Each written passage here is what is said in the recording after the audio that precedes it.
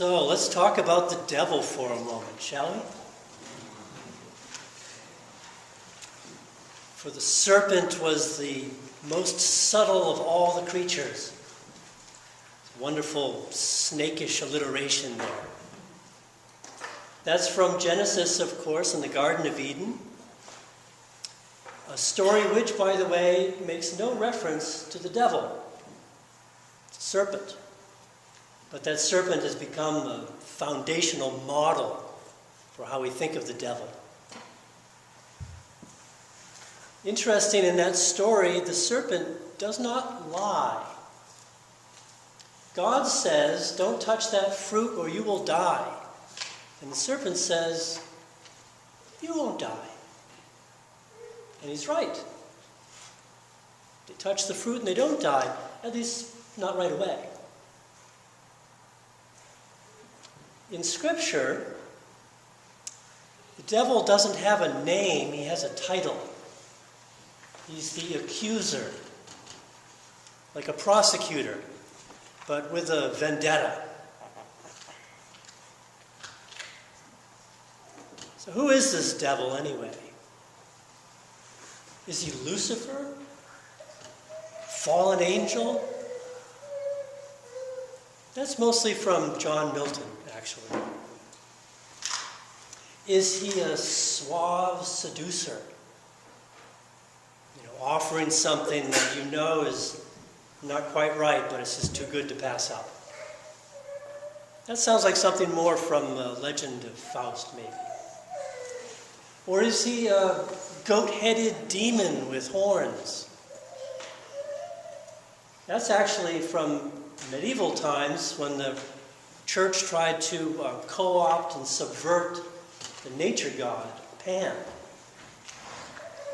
It's kind of a diabolical thing to do, actually.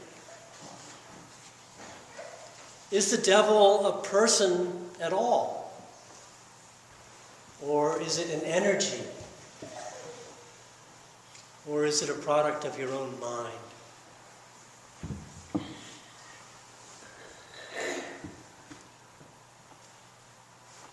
Monotheism has an issue with the devil. Monotheism being, of course, the teaching that there's only one God. And the way you hear people talk, you'd think there were two.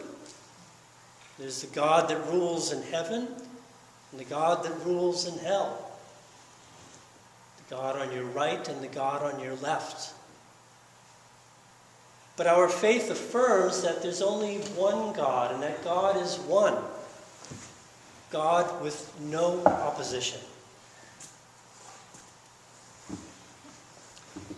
There's you, and there's God, and then there's the devil.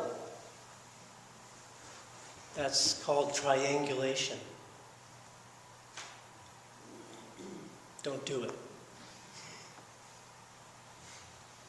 Tibetan Book of the Dead, very interesting book, is meant to be read to someone who has died. And the idea is the soul is on a journey, and this will be a guide to that traveling soul. And it's said over and over that you will encounter horrific demons blocking your path. Don't be afraid. They're not real.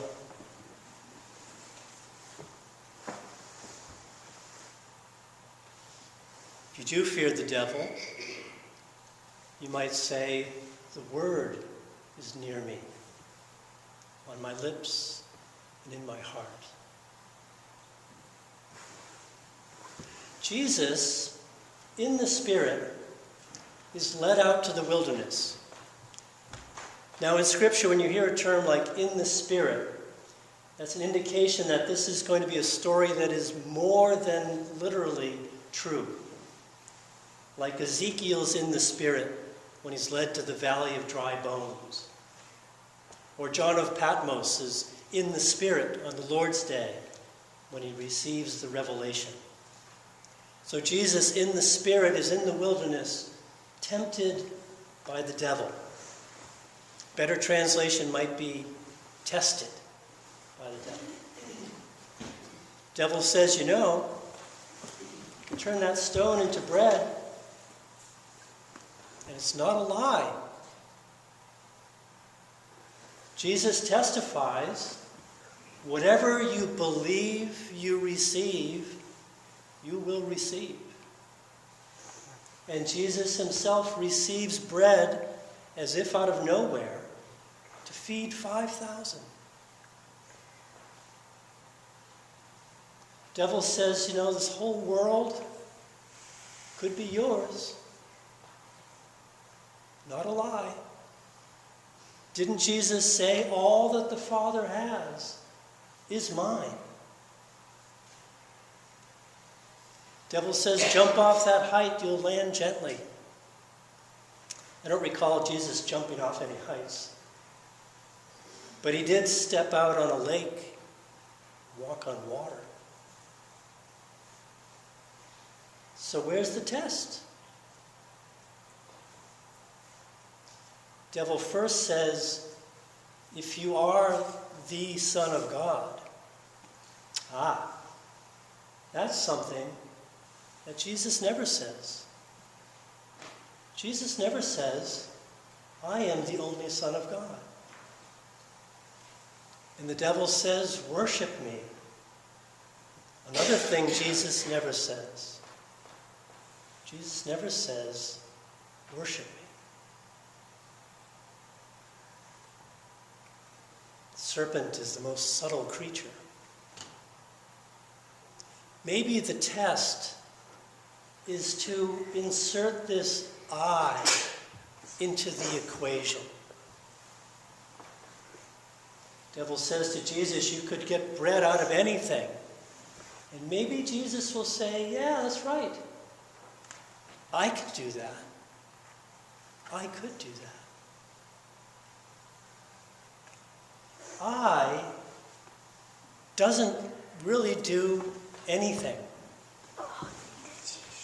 I watches what happens and then claims it as its own. That's the lie and the father of all lies. That I. If anyone ever flatters you, for example, think of it this way. And I hope people do flatter you. You deserve it. If someone says, for example, you have nice eyes, the correct response is, thank you. I made them myself. Really. Maybe the triumph of the devil is this, that we think that Jesus did things, wondrous things, when in fact, wondrous things were done through him. Jesus never took credit for doing anything. So the question is, who did do these wondrous things? And maybe a better question is, what can we do so wondrous things happen through us?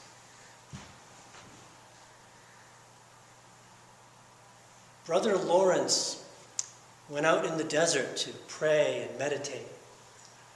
And he prayed and meditated in the desert for years. And one day an angel came to him and said, Brother Lawrence, God delights in you. And God has decided to give you a gift. From now on, whatever your shadow touches will be healed and restored. And Brother Lawrence said, please no. Tell God, please don't do that. So the angel went back and reported to God, and God said, I get it. Here's what we're going to do. But don't tell Brother Lawrence.